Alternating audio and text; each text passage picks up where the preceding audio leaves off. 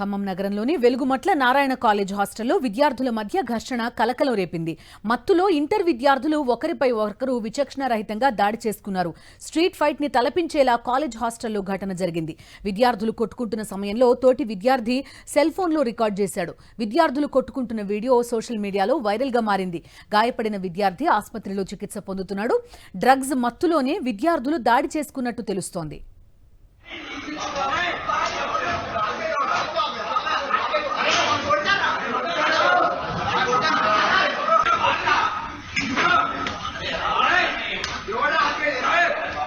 మరోవైపు హాస్టల్లో భద్రత లేకపోవడం వల్లే ఘటన జరిగిందనే ఆరోపణలు వెల్లువెత్తుతున్నాయి. లక్షలకు లక్షలు ఫీజులు వసూలు చేస్తూ విద్యార్థులకి కనీస భద్రత కల్పించకపోతే ఎలా అని విద్యార్థి సంఘాలు ప్రశ్నిస్తున్నాయి. మరోవైపు దాడికి సంబంధించిన వీడియోలు సోషల్ మీడియాలో వైరల్ గా మారడంతో కాలేజ్ యాజమాన్యం దిద్దుబాటు చర్యలు చేపట్టింది. దాడి చేసిన సెకండ్ ఇయర్ విద్యార్థిని సస్పెండ్ చేసింది. అయితే ఇరువురి మధ్య మనస్పర్ధల కారణంగానే దాడి చేసుకున్నట్టుగా వివరణ ఇచ్చుకుంది కాలేజ్ యాజమాన్యం.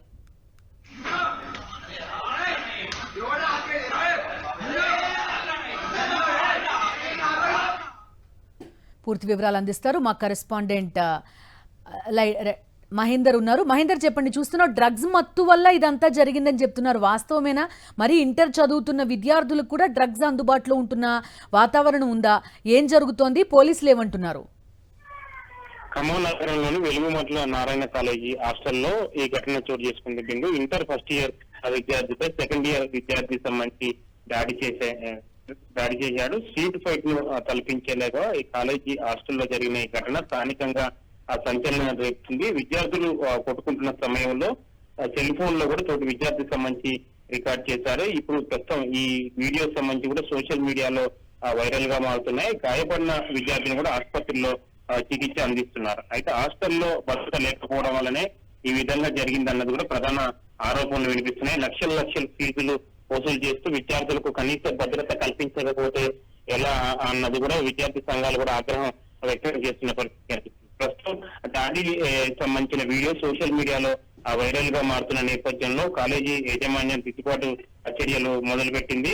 దాడి చేసిన సెకండ్ ఇయర్ విద్యార్థిని కూడా సస్పెండ్ చేస్తున్నట్లు కూడా వాళ్ళు వివరణ ఇచ్చుకున్నారు. అదేవిధంగా కానీ వీళ్ళని ఎవరు పర్యవేక్షిస్తున్నారు అనేది పాయింట్ కదా మహేందర్. అంటే డ్రగ్స్ ఎలా లోపలికి వస్తున్నాయి, అదేవిధంగా అక్కడ ఎవరో వార్డెన్ లాంటి వాళ్ళు ఎవరో ఒకళ్ళు వీళ్ళందరినీ కొంత కంట్రోల్లో పెట్టాల్సిన అవసరం ఉంది కదా. అంతలా స్ట్రీట్ ఫైట్ లాంటిది జరుగుతున్నప్పుడు ఆయన ఏం చేస్తున్నాడు అనేది కూడా ఒక ప్రశ్న వస్తుంది.